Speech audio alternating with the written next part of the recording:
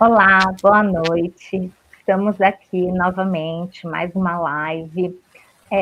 Esse mês, não sei se todos estão acompanhando, mas entra em vigor a nova NR1, que vai tratar dos riscos biopsicossociais no mercado de trabalho.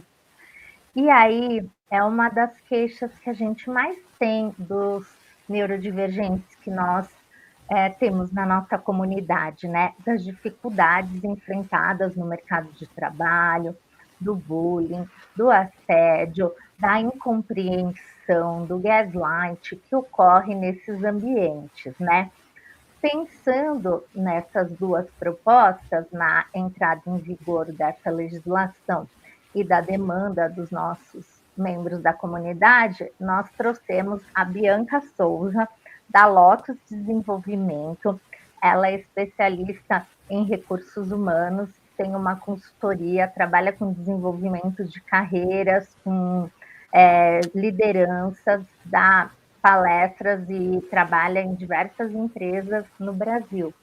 E nós convidamos ela para nos contar um pouquinho, né, da NR1 e como ela está relacionada ao público neurodivergente.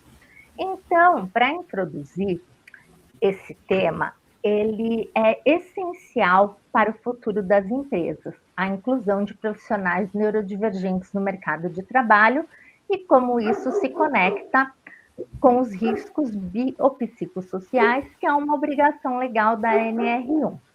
Então, vocês sabiam que cerca de 80% das pessoas autistas estão fora do mercado de trabalho formal, globalmente, e o mesmo índice alarmante se aplica também aos profissionais que têm TDAH. E essa luta para ingressar nessa carreira, nesse mercado de trabalho e se manter estável. E esses números, eles não são coincidências.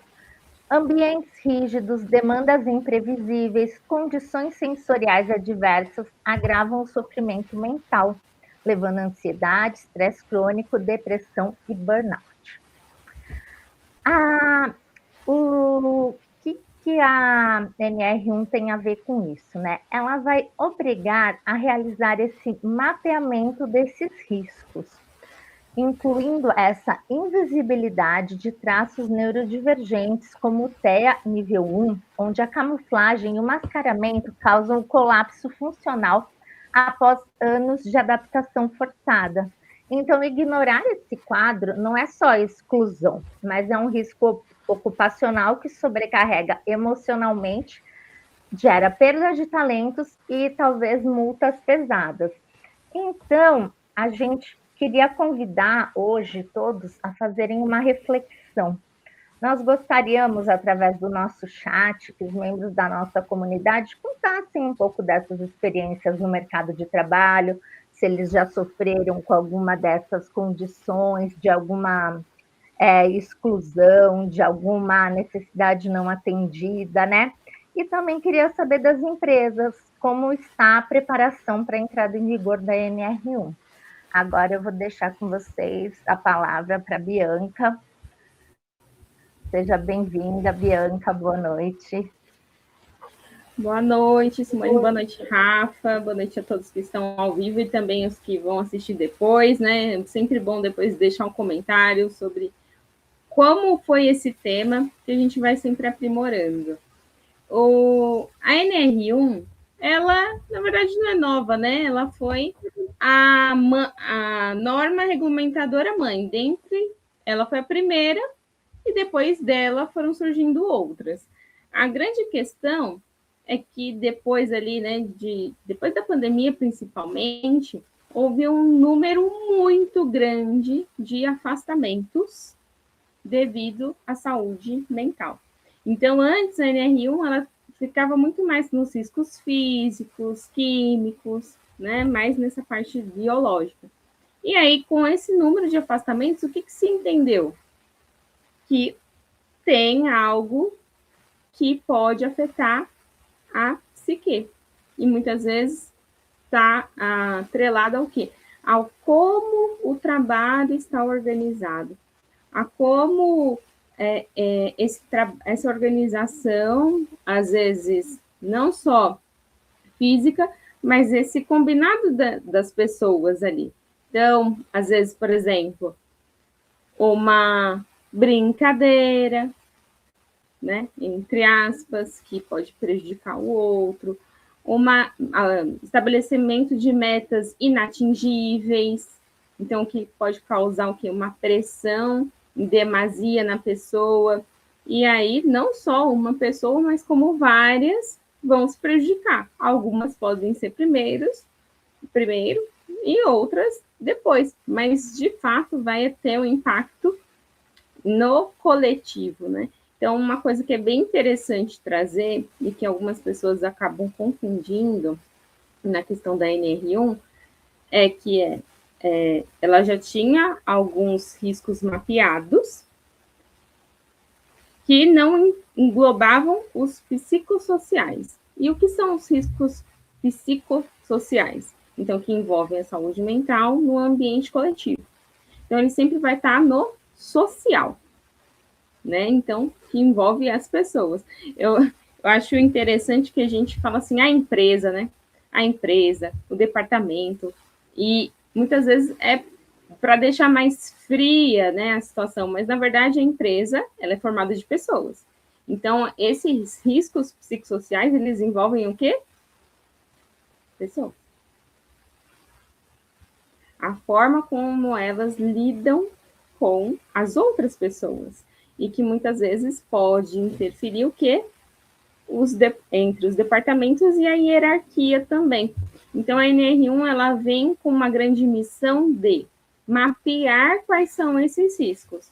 Dentro da norma, são colocados ali 13 riscos psicossociais que estão conectados ao trabalho, à organização do trabalho, e a gente vai aqui entender e discutir, que se torne uma grande conversa aqui, para entender se as empresas estão preparadas ou não, né? Se o RH está preparado ou não, independente da pessoa que seja, né? Que esteja liderando aí essa área, seja um departamento ou seja a área de recursos humanos. Então, quero até trazer aí o Rafa para a gente ir trocando, Rafa, né? Porque a gente tem o conversa de bastidor, né? Apesar de ser tudo fluido aqui, a gente tem um bastidor ali, né? Para a gente minimamente entender um pouco a história um do outro. Afinal de contas, somos pessoas e cada uma com as suas particularidades, né? E aí o Rafa estava comentando como foi primeiro essa descoberta, né? Porque é um ponto, acho que inicial, para a gente atrelar algumas questões da empresa. Uhum. E me chama muita atenção que, apesar das pessoas autistas e neurodivergentes já existirem no mercado de trabalho, existirem em termos, né? Porque tem o número que a Simone trouxe, que traz os desafios. Aí a gente precisa pensar que só agora isso vai entrar em evidência, até por uma questão de lei. E aí isso traz um peso muito maior para essa demanda. Eu tenho bastante história para contar nesse sentido, história pessoal, história de gente que eu escuto. Enfim, nesse mundo neurodivergente, as coisas vêm até mim nesse sentido. De uma perspectiva, ouvir outras histórias, tem uma história muito interessante que eu escutei, que era uma moça já adulta, e ela, considerando a área de trabalho dela, que era o telemarketing, ela conseguia pegar a ideia do processo, que era aquilo, o cliente ligava, chegava com um problema, ela entendia qual era e criava um processo.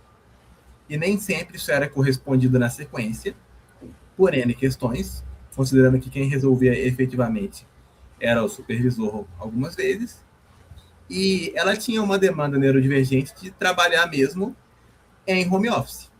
E aí, até por questões do próprio trabalho, ela tirava licença, pegava atestados, e todo esse bom trabalho dela não necessariamente foi reconhecido e terminou aí ou em uma demissão, ou em uma volta para o presencial, que passava então por uma questão de não compreensão. E daí a importância da gente entender isso. Na minha experiência pessoal, eu tive vários trabalhos, e nesse sentido é importante entender que a minha trajetória de vida naturalmente foi marcada pela neurodivergência, porque eu sou neurodivergente. Contudo, isso não foi um nome dado até muito tarde na minha vida. Então, as características sempre estavam ali presentes, só não justificadas de uma maneira diagnosticável. Uma experiência foi uma instituição que eu estava e eu acabei sendo demitido por questões de comunicação.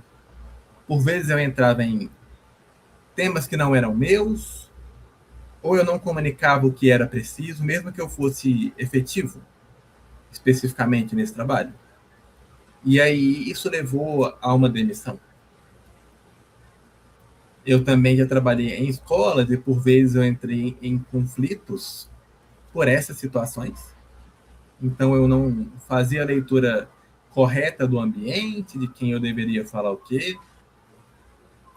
E não é um peso que poderia ser jogado para mim. Naturalmente poderia, porque eu não tinha diagnóstico naquele momento. Mas se eu tivesse, seriam outras medidas necessárias. Também uma experiência que me marcou muito foi um trabalho que eu tive e a demanda principal era lidar com pessoas diretamente, atendimento ao público, em recepção, em explicações. E esse trabalho em si ele foi muito marcante porque ele me permitiu trabalhar a minha neurodivergência no contexto de trabalho. O que tornou ele muito positivo era que a liderança, e por consequência as sublideranças, lidaram com esse fenômeno de maneira natural. Então havia dias em que eu não estava bem o suficiente para lidar com o público, e aí eu ia lidar com as demandas administrativas, as demandas de planejamento, e isso tudo era uma questão validada, que me era dito que se eu não estivesse bem, eu poderia dizer. E aí era uma questão de eu dizer. Eu só me senti bem o suficiente para trazer isso porque eu tinha essa liberdade.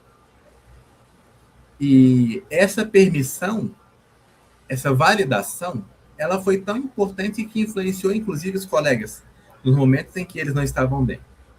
Inclusive, muitos colegas neurodivergentes ou com algum diagnóstico, não necessariamente neurodivergência, que ficavam se forçando e daí passavam mal, tinham que ir embora e assim por diante. E não só em demandas de interação, mas em demandas até de efetividade. Então, havia momentos em que eu iria ser mais funcional para uma questão administrativa e outros para uma questão de interação. Junto a isso, a própria psicoeducação dos colegas, porque foi muito importante a proteção que eu tive nesse sentido. Haviam comentários de colegas, mas é aquela coisa, não chegava até mim como profissional. Então eu me sentia bem o suficiente para trazer essas demandas. E com tudo isso eu digo, foi um excelente trabalho. Foi um término muito bom, foi uma saída muito boa. Foram boas medidas. Mas, quando a gente faz uma reflexão, poderia ter dado muito errado. Eu poderia ter entrado em alguma crise por essa falta de gestão. Os colegas poderiam ter feito piadas ruins sobre isso. Do tipo, ai, você parece autista. Olha, nossa, isso é coisa de autista. Alguma coisa nessa pegada. E aí a gente cai em questões jurídicas, talvez. Em não funcionalidades. Em uma equipe que vai desmoronando, porque aí você começa a criar piadas para todo mundo. Em uma liderança que vai ficando sobrecarregada por essas questões todas. E isso geraria muito mais desafios do que o acolhimento adequado a essa questão. Eu tive também uma outra experiência, essa estava como psicólogo, que muitas dessas capacidades minhas foram acolhidas muito bem. E isso fez com que a instituição caminhasse muito bem. Então, em alguns momentos, eu usei as minhas habilidades aprendidas com filmagens, com edições, com organização de logística de eventos, mas tudo isso levando em conta a minha própria capacidade e meus próprios limites. Então, quando a gente pensa nessas experiências todas, a gente entende que o profissional neurodivergente tem espaço, ele tem capacidade, é uma questão de promover as condições que vai passar pela preparação. Perfeito, Rafa. Dentro disso, a gente consegue ver vários itens que compõem, de certa maneira, aí a questão da NR1, que já está batendo na porta, e também, talvez, o preparo ou despreparo das lideranças. E, por consequentemente, o RH e da empresa como um todo, né? Então, dentro dessa última experiência que você traz, que foi muito bom, que teve esse espaço para você falar, o que a gente chama? Que se construiu uma segurança psicológica dentro do ambiente de trabalho. Então, essa segurança psicológica, ela rompe com medo da pessoa dizer o que ela precisa, ou o momento que ela precisa. E aí, isso é o quê? Tornando o ambiente uma questão de ter essa segurança psicológica. Quando não se tem, que aí foram, talvez aí os eventos que tiveram demissões e conflitos e tal, ele entra provavelmente em vários riscos psicossociais, que podem entrar aí de acordo com a NR1. Então, primeiro, né, que entra assédio de qualquer tipo, né? Então, seja moral, discriminação, de humilhação, enfim. Então, é um risco psicossocial, porque ele envolve o coletivo, ele envolve as outras pessoas que estão ali. E isso é interessante porque não tem a ver com a organização do trabalho, e sim com o ambiente de relacionamento dentro do trabalho. Então, esses exemplos que você trouxe, né? Ai, nossa, tá parecendo autista. Tá, mas e se a pessoa for? Qual é o problema? Né? Então, esse tipo, se acontecesse, né, esse tipo de piada, é um despreparo. De quem? Da empresa, que talvez não fez o onboarding ali das pessoas, para entender que todos merecem ser respeitados, do próprio RH ou da empresa. Então, ou da liderança também, né? Porque às vezes a empresa tem um manual, por exemplo, que pelas minhas pesquisas aí, pouquíssimas empresas têm, né? Minimamente o manual. Quem dirá uma capacitação para liderança? Né? Então, é um grande risco dentro do ambiente ali de trabalho. Outra coisa que você trouxe que pode estar dentro desse mapeamento que é necessário se fazer, né? A questão do suporte, né? O suporte organizacional, e que muitas vezes ele é representado por quem? Pela liderança. E até nos bastidores, né? A Simone comentou um exemplo, foi muito interessante, né? Ah, tá tudo bem, né? Naquela empresa, entre aspas, né? Naquela empresa nunca teve nenhuma pessoa que apresentou um laudo de neurodiversidade. Aí chegou um belo dia, a pessoa apresenta o laudo. E aí? Né? Vocês que estão aí ao vivo, né? Alguém já viveu isso? Né? De ir lá apresentar o laudo, ou simplesmente tem agora, nem é só o cordão, né? Tem umas pulseirinhas, né? Ah, não, só quero ir com a pulseira, e aí? Né? Como que foi? Gerou um murmurinho? Gerou... Né? O que se gerou? Teve uma preparação? Alguém te chamou para conversar? Então, tudo isso, o que a gente percebe? Que, de fato, não tem uma preparação já mapeada para poder receber essa pessoa da melhor forma possível. E aí, muitas vezes, vai calhar do quê? De ter a sabedoria de um líder, como teve lá, no seu caso, Rafa, nessa última empresa. Mas aí, a empresa vai ali, deixa a vida me levar, e vamos ver se o líder tiver maturidade, ok, maravilha, e se não tiver, o que vai acontecer? Multas, processos, porque vamos pensar, Tem agora, sim, a exigência, que é do dia 26 de maio, começam as fiscalizações. Porque o que quer dizer isso? As empresas elas já têm que estar fazendo o mapeamento. Maravilha. Isso é agora que teve essa atualização da NR1. Mas concordam que assédio moral, por exemplo, se o time, o departamento está fazendo isso, esses tipos de piada, ou até a liderança, já cabe um processo. E será que não tem esses apelidos? Né? Ou uma forma diferente ali de lidar? Então, são pontos que, de fato, vão ficar mais evidenciados com o mapeamento dos riscos psicossociais. Mas que talvez algumas empresas já até tenham, por exemplo, ou estejam em andamento processos.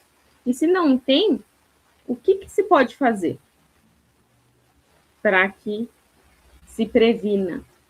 E eu acredito que essa é a grande questão e que a gente vai ter mais lives aí para conversar sobre isso, né? Para a gente avançar nesse tema. Mas são grandes perguntas que a gente precisa caminhar para as respostas, né? Aqui a gente não tem uma receita de bolo, até mesmo porque cada empresa vai ter uma demanda específica, né? No bastidor também a gente estava conversando em um outro momento sobre segmentos de empresas. Tem algumas empresas que têm a necessidade de trabalhar muito mais remoto, tem empresas que têm necessidade de trabalhar mais presencial. E como que a gente faz esse mapeamento dos riscos psicossociais, né?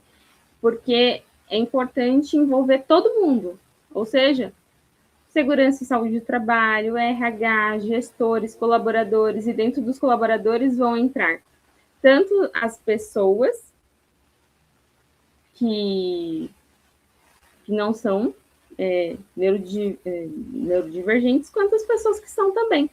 E aí que tá, né? Nesse momento do mapeamento, quantas pessoas estão sendo envolvidas de fato? Eu acredito que esse é o grande X da questão, assim, que é uma construção em conjunto que vai ser feito e que a NR1 vai colocar isso mais em evidência. E que vai trazer o desafio mesmo e a clareza dessas situações. Porque entre a interpretação de, olha, ele não quer trabalhar ou eu preciso promover uma condição, é muito fácil você interpretar errado ou até culpabilizar a pessoa por isso, gerando uma consequência jurídica, uma consequência relacional, mudando o próprio ambiente de trabalho de maneira negativa.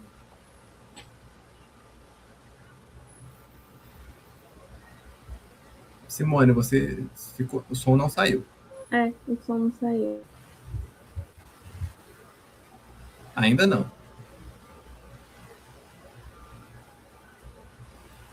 Tecnologia sempre trazem essas questões técnicas. Incrível. Ainda bem que estamos num ambiente seguro, tem a segurança psicológica. O microfone voltou? Voltou agora? É o tal do microfone, que acabou a bateria dele, eu preciso para carregar. Então, gente, a gente está pensando, né, no neurodivergente, que é nosso público, que é nosso foco aqui no canal, né? Porém, tem algumas medidas que beneficiariam, a princípio, o neurodivergente, que é fundamental para o seu funcionamento regular, e beneficiaria qualquer funcionário. Uma delas seria uma sala de descompressão.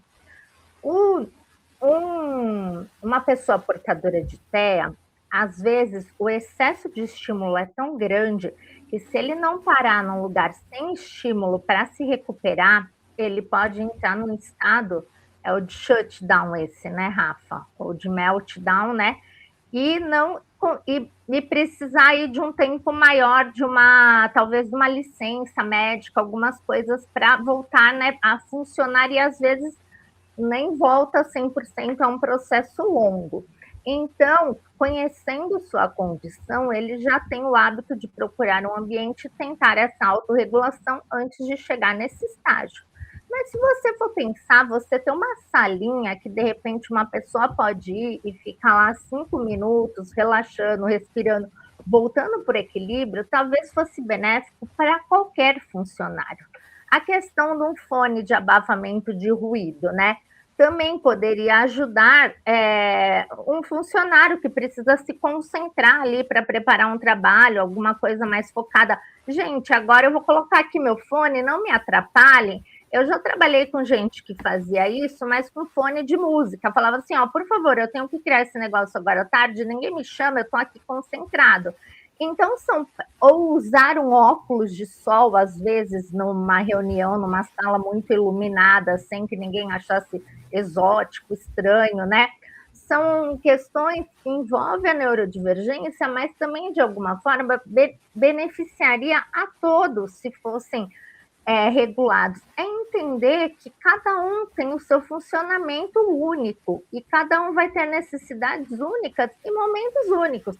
Talvez aquela pessoa que coloque o fone seja uma das pessoas mais sociáveis da empresa, que fale, mas agora ela precisa se concentrar. Então, eu vou colocar aqui meu fone e vou me concentrar aqui nessa tarefa. Então, é no que a Bianca falou, né? A risco biopsicossocial para todos, né? Como a empresa pode ser um ambiente, né, que influencia na saúde física e mental dos funcionários, né? Tanto positivo quanto negativamente. Então, é uma discussão bem mais ampla, pensando na neurodivergência como algo que foge da média, mas que também está presente de alguma forma, né, em toda a população, né?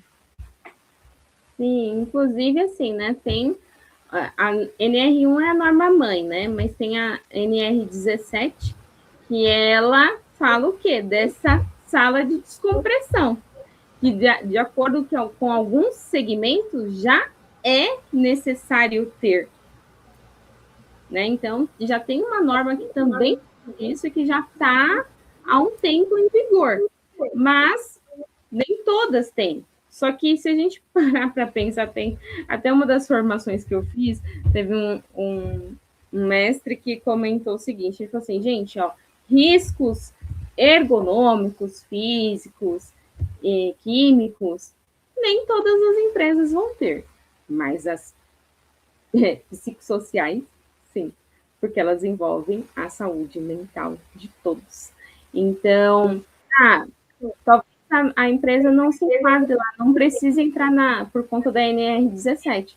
Mas olha só, já é uma ação preventiva, porque se talvez já tenha uma pessoa que é neurodivergente e não, né, quis abafar ali, não quis falar, mas aí você já se prepara antes, e não vai ser só bom para aquela pessoa, como a Simone comentou, né? Mas para todos, porque quem não precisa de 5 minutos de vez em quando, né, gente? Aquela pressão, a meta, o relatório, você está pensando numa solução, não chega, aí você vai ali um tempinho, pronto. Tem uma outra palestrante que é muito interessante, ela fala, porque essa questão dos acidentes, né, as pessoas conhecem muito EPIs, mesmo que não tenham usados, né, equipamento de proteção individual, aí você já pensa no capacete, você pensa no protetor auricular e tal. E aí, bem parecido com essa questão do fone, ela fez, tipo, sabe aquele negócio que, acho que, não sei se ainda tem, mas em churrascaria que tinha, né, o verde e o vermelho, né, pode vir carne, não pode, ela adaptou. Então, assim, tá vermelho? Não estou disponível para falar. Tá verde? Estou disponível para falar. E aí colocava na mesa ali da pessoa, né? Tinha um treinamento ali, porque tudo precisa de o quê? De um letramento, precisa de uma comunicação. E aí, isso melhorou já o ambiente. Agora, isso melhora o ambiente de todas as pessoas e da pessoa que também é neurodivergente. Mas olha que solução interessante. Mas não adianta só colocar lá o totemzinho verde e vermelho. Se não fizer um letramento, se não fizer uma sensibilização, que não é só uma norma, tem outras normas aliadas, né? Por exemplo, a forma de falar, né, de falar de uma forma não violenta com as pessoas, está atrelada à NR5. Tem critérios sobre isso lá. Então, é uma forma de mapear e agir de uma forma preventiva para muitos. Só que a gente tem que pensar com esse aumento do número de diagnósticos. Se a empresa fechar os olhos, ela está negligenciando uma dor, e tudo que é negligenciado, muitas vezes, quando estoura numa dose muito maior, né? Muito prejudicial. E acredito que a NR1 ela vai acelerar esse processo de aparecer os problemas. E o governo, ele está, né, naquela questão assim, eu estou pagando essa conta, né? Porque quem está afastado, eu estou pagando essa conta. Então, olha, eu não sou o único culpado. Empresa, você também é. Ou gestão, como está sendo feita a gestão, não está dando certo. Alguma coisa está dando errado, né? Porque, olha só, de tantas experiências, né, que o Rafa falou, que ele vivenciou e que ele escuta, uma pessoa teve sabedoria para lidar. E todas as outras, né, não tiveram. Então, não cuidaram desses riscos, não criaram a segurança psicológica que é necessária. Então, tem muito trabalho a ser feito, de fato, e o primeiro passo é a entender que é necessário, que precisa ser feito, né?